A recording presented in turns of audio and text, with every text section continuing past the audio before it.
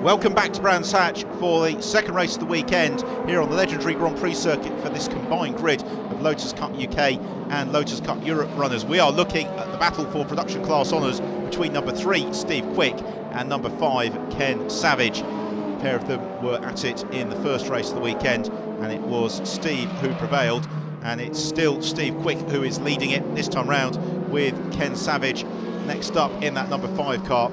And then immediately ahead of them, and rather in their sight line, they've got some of the cars from the Exige Cup. It's a multi-class field here in the Lotus Cup Europe and Lotus Cup UK. It's Jonathan Mobbs in car 86 who's immediately ahead of Steve Quick, and so wherever you are on the field there's always somebody to race with.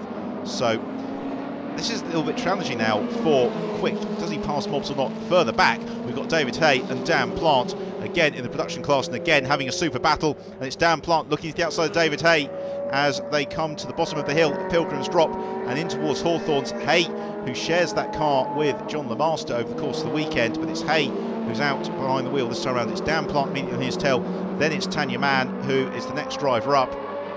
Great shot there, Dan Plant working the wheel of the number 72 Armagel car as they climb out of Dingledale, up over Sheen Curve, and Plant just putting a wheel on the grass there, almost pitching the car into a slide, but he manages to gather it all up and still stays right on the tail here of David Hay, with then Tanya Mann closing in all the while. This is the fight for third place in the race overall, and that is John Walker from the back of the grid making the move on Pete Story. So John Walker goes up into third position. What a drive this has been from John Walker. So he goes third. In lead of the race, it's still Mark Fullerlove. In second place, it's Steve Williams. They are quite some way up the road. You can't see them ahead of us in the shot. So John Walker, if he's going to move any further up the rostrum, then he's going to have to really put the hammer down now. Although he's passed some 40 cars already over the course of this race. An incredibly impressive performance from John Walker, although not to do John a disservice, but he has won races in Lotus Cup Europe before, so he's not an unknown quantity, and he is known as being a very rapid driver. But this has been a really great drive. Pete Story putting two wheels on the grass as he attempts to stay in touch with Walker as they exit Stirlings and come into clearways once more to complete another lap. Pete Story, who's not been without success already over the course of the 2011 season. Well, Steve Quick there has dropped back from Ken Savage. I wonder if Steve's had a little bit of a problem, because it's Ken Savage who is now coming under pressure again from some of the Exiges in the midfield. That is the 71 Exige of Thierry Hedouard, who is right on his tail. So Steve Quick must have a moment somewhere, because it's now Ken Savage who leads the production class, as he is sandwiched between the Exiges, Jonathan Mobbs and Thierry Hedouard. Now, where is Hedouard going to make his move stick? Well, he's not really quite onto terms with Ken Savage just yet, and this for Ken is his ideal situation. A buffer car between himself and his production class rival, and it's within each of the classes where the points get paid out. So this for Ken Savage's championship challenge looks good. Here is a replay of it all going a little bit wrong for David Sear coming over Sheen. So David Sear, well, he's just had a spin, he's not hit anything, so he should be able to recover.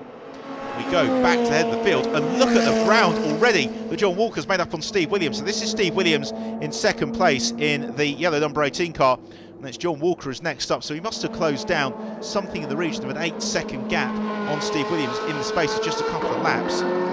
Here's the race leader, Mark Fullerlove.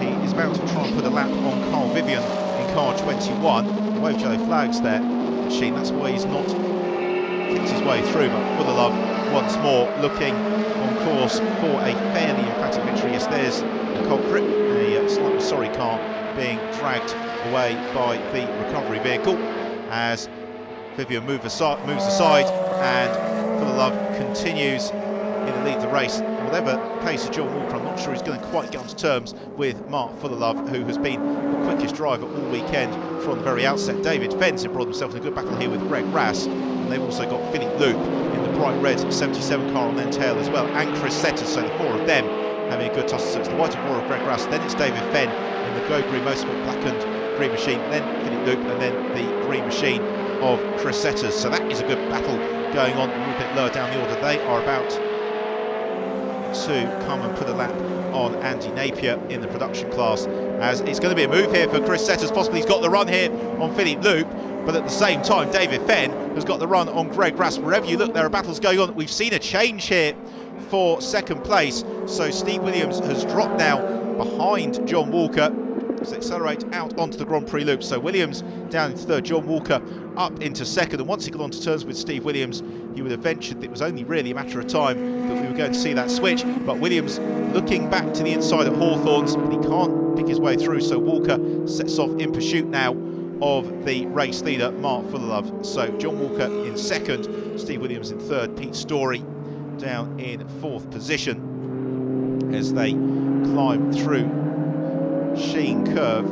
Now this is a replay of where we saw the move for second out of Hawthorns, and Williams giving enough racing room, and Walker sliding through on the run into Westfields. Great move there from John Walker as he moved up into second position. Walker already trying to put a bit of clear air between himself and Steve Williams in third, but Williams again, as long as he can stay broadly on terms here with John Walker, then that is going to make his third position very secure indeed. So they flash past the pit boards, telling the drivers how long they've got left in the race, what the margins to the drivers around them are, although I think Steve Williams knows exactly what the margin to himself and John Walker is. The race leader, Mark Fullerlove, now in amongst some of the slower cars, and this is when it is going to get really challenging with so many different classes and so many cars on the grid. There are drivers of varying speeds to pick your way through. Well, Terry Hedwar has been waiting on this stick, and he's gone past Ken Savage, so the 71 car gaining the place as he looks to move up the order, currently in 19th place, but then Savage continuing his lead to production class, rounding out the top 20. And this, again, with one eye towards the championship for Ken Savage, is looking pretty good here as he arrives into Hawthorns. It's been a mixed weekend for Ken. He was disappointed not to win the production class in race one. He was also disappointed not to win the Lotus on Track Elise Trophy, but he's certainly making amends for it here in the second race from Lotus Cup UK and Lotus Cup Europe. And he, on the final lap of the race, is about to go a lap down to the race leader, Mark Fullerlove. So Fullerlove has lapped everybody up to and including the 20th place man, Ken Savage. Such has been the pace that we have seen from Fullerlove over the course of not just this race but this weekend in general. So out of Stirling's and down the hill on towards Clearways for the final time, and it is going to be 2 wins from 2 races this weekend, Lotus Cup UK and Lotus Cup Europe for Mark Fullerlove. He sprints onto the Ram Straight for the final time. He finally completes the lappery of Ken Savage as they run towards the flag, and it's Mark Fullerlove who takes the victory in fairly emphatic fashion from a superb drive up in second place from John Walker, with Steve Williams rounding out the podium.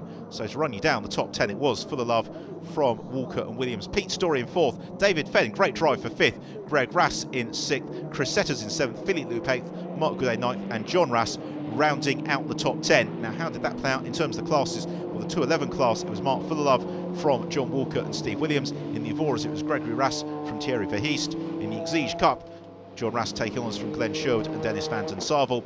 In the Open class, David Fenn claiming the honours from Chris Setters and David Harvey. And as we saw in the production class, it was Ken Savage who took the win from Dan Plant and Nigel Ayres. Delighted Mark Fullerlove, getting rather accustomed to standing on the top step of the rostrum where he gets the trophies, the champagne and the Chris from the grid girl.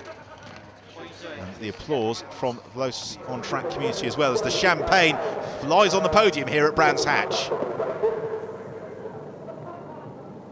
In terms of Lotus Cup UK, this weekend paying championship points as well in the 211 championship, it's Pete Story who leads it from Fullerlove and Williams. The Avoras, Gregory Rass from Gavin Kershaw and Martin Donnelly.